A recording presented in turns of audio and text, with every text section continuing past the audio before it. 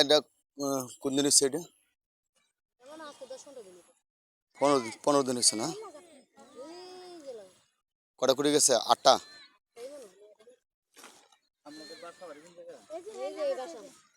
ও এখানে আপনাদের বাসা?